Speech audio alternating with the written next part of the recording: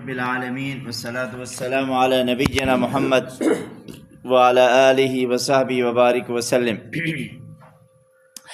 عن ابی ہریرہ رضی اللہ تعالی عنہ قال قال رسول اللہ صلی اللہ علیہ وسلم لا یجتمع غبار فی سبیل اللہ ودخان جہنم فی جوف عبد ابدا۔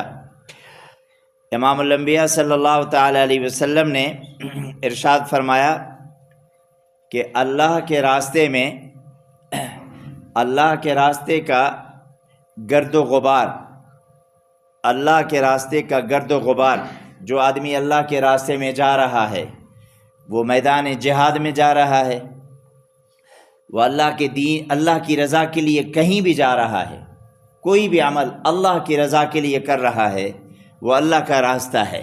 یاد رکھیں، اللہ کی رضا مقصود ہو سامنے۔ آپ ماں باپ کی زیارت کے لیے جا رہے ہیں نا، یہ اللہ کا راستہ ہے۔ آپ حج بیت اللہ کے لیے جا رہے ہیں، یہ اللہ کا راستہ ہے۔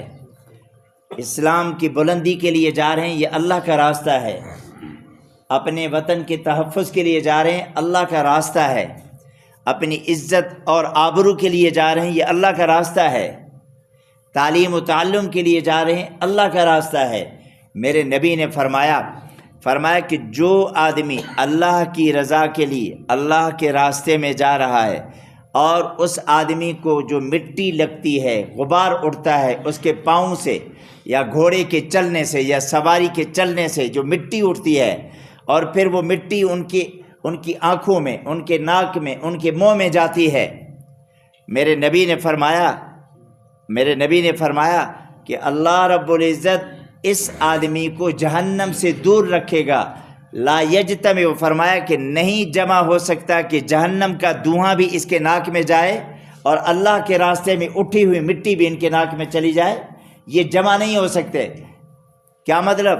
یعنی اللہ رب العزت ایسی برکتیں اللہ کے راستے میں رکھی ہیں جو اللہ رب العزت جہنم کا دھویں کو بھی دور کر دے گا اس سے۔ کیوں؟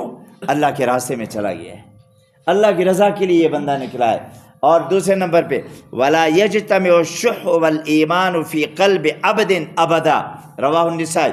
آپ صلی اللہ علیہ وسلم نے ارشاد فرمایا، جس طرح وہ دھواں، جہنم کا دھواں اور اللہ کے راستے کا اٹھا ہوا غبار جمع نہیں ہو سکتے، اسی طرح لا یجتمع الشح والایمان فی قلب عبد ابدا، کہ مسلمان ہو اور بخیل ہو، یہ بندے کے دل کے اندر دو چیزیں نہیں ہو سکتی، کہ ایمان بھی ہو اور بخل بھی ہو، بخیل بھی ہو اور ایمان بھی ہو، یہ اکٹھے نہیں ہو سکتے۔ آج ہم کتنے بخیل ہو چکے ہیں، دنیا میں جائیں۔ میرے نبی نے فرمایا، حضرت موسیٰ علیہ السلام سے موسیٰ علیہ السلام نے اللہ سے پوچھا، یا اللہ آپ ناراض کب ہوتے ہیں؟ اللہ نے فرمایا کہ بغیر موسم کے بارش برساتا ہوں، دوسرے نمبر پہ مال بخیلوں کو دے دیتا ہوں۔ آج مالدار کتنے لوگ ہیں؟ ہر دوسرے گھر کے اندر مالدار، لیکن بخیل ہے۔ میرے نبی نے فرمایا کہ ایمان اور بخل کٹھے نہیں ہو سکتے۔ السخی حبیب اللہ ولو کان فاسقا، البخیل عدو اللہ ولو کان زاہدا۔ میرے نبی نے فرمایا سخی اللہ کا دوست ہوتا ہے، بے شک وہ کتنا بھی گناہ گار ہو، اور بخیل اللہ کا دشمن ہوتا ہے، چاہے جتنا بھی نیکوکار ہو۔ ہاں، وَمَن یوق شح نفسہ، اللہ رب العزت فرماتے ہیں اپنے آپ کو بچاؤ، برائیوں سے بھی بچاؤ، گندگیوں سے بھی بچاؤ، اور بخل سے بھی بچاؤ۔ بخیل نہ بنے، ہم سخی بنے۔ سخی کسے کہتے ہیں؟ صرف پیسے والا سخی نہیں ہوتا، جو آپ کو اللہ نے علم دیا آگے پھیلائیں، جو آپ کو اللہ نے عقل دی ہے آگے پھیلائیں، کوئی راستہ پوچھتا ہے صحیح طریقے سے آپ ان کو آگے تک پہنچا دیں، یہ سخاوت ہے۔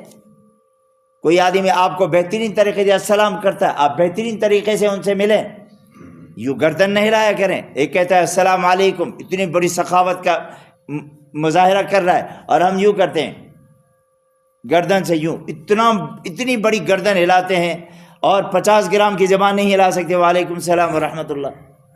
یہ بخل ہے، بخل۔ بخل کا صرف یہ نہیں ہے کہ پیسہ نہیں دیتا، نہیں، اپنے بچوں سے اخلاق سے چلنا، اپنے دوستوں سے اخلاق سے چلنا، خوبصورت زبان چلانا، یہ سخاوت ہے، یہ سخاوت ہے۔ تو اللہ سے ہم دعا کرتے ہیں کہ اللہ ہم سب